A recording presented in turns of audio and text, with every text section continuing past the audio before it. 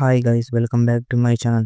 ఈ వీడియోలో అయితే నేను మీకు బ్యాలెన్స్ ఎలా చెక్ చేయాలో చెప్తాను అనమాట. అండ్ అలాగే మీకైతే అకౌంట్ ఎలా యాడ్ చేయాలి అండ్ ఎలక్ట్రిక్ బిల్ అయితే ఎలా పే చేయాలి ఇవన్నీ అయితే చెప్తాను అనమాట.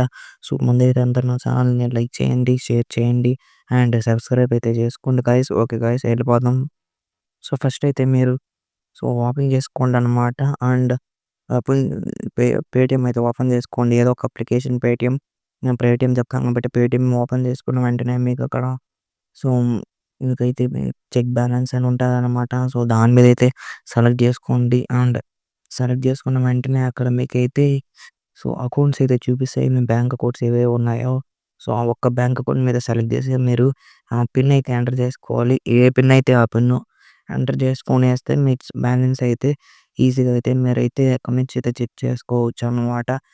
మీకు బ్యాలెన్స్ ఎంత ఉందో అమౌంట్ అయితే చూపించేస్తుంది. మీకు అర్థమైంది అనుకుంటున్నాను గైస్. అకౌంట్ బ్యాలెన్స్ చెక్ చేయడం సింపుల్ అనమాట. అక్కడ అకౌంట్ బ్యాలెన్స్ అయితే ఈజీ చెక్ చేయొచ్చు.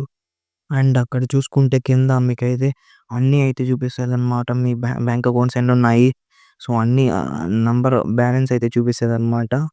మీకు అర్థమైంది అనుకుంటున్నాను గైస్. ఈ విధంగా అయితే బ్యాంక్ అకౌంట్ అయితే చెక్ చేసుకోవాలన్నమాట మీరు. ఈజీగా అయితే బ్యాంక్ అకౌంట్స్ అయితే చెక్ చేసుకోవచ్చు అనమాట. అండ్ మీ బ్యాంక్ అకౌంట్ చెక్ చేసిన తర్వాత మీరైతే కిందకి వెళ్ళిపోతే యాడ్ బ్యాంక్ అకౌంట్ అని ఉంటుంది అనమాట. దాని మీద క్లిక్ చేస్తే మీరైతే మనీ అయితే యాడ్ చేయొచ్చు గైస్. బ్యాంక్ అకౌంట్ అయితే పేటిఎంలోకి అయితే యాడ్ చేయొచ్చు అనమాట.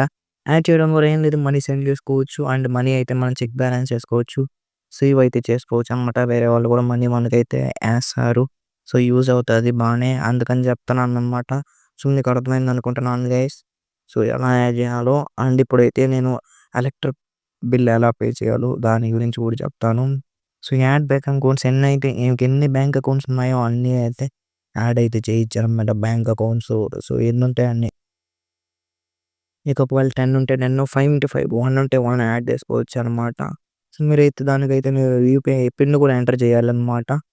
అర్థమైంది అనుకుంటున్నాను గైస్. అండ్ ఇప్పుడు నేను మీకైతే నేను మీకు ఇప్పుడు చెప్తాను చూడండి, ఎలక్ట్రిక్ బిల్ ఎలా పే చేయాలో. మీరైతే ఫస్ట్ అయితే ఎలక్ట్రిక్ బిల్ అని అయితే ఇక్కడ కింద ఉంటుంది అనమాట. రీఛార్జ్ పక్కన ఎలక్ట్రిక్ బిల్ అనే దాన్ని అయితే సెలెక్ట్ చేసుకోండి గైస్.